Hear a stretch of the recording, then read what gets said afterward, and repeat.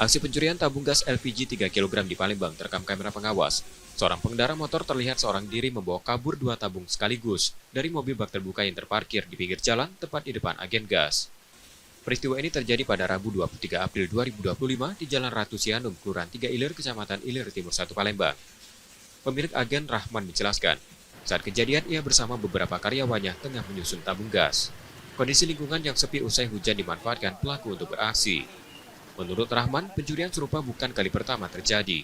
Ia mengaku telah kehilangan belasan tabung gas LPG 3 kg dalam beberapa waktu terakhir. Pertama kan aku lagi bongkar tabung yang besar 12 kilo. Nah pas aku masuk lah nyusun itu kedengaran suara gasnya yang dibawa pakai motor dia. Buang berapa? Siko. Pakai motor kan ini kan. Nah pas diambil di mobil tuh langsung dinaikkan ke depan situ. Langsung dua sekaligus tabung. Kasus ini rencananya akan dilaporkan ke polisi agar pelaku mendapat efek jera.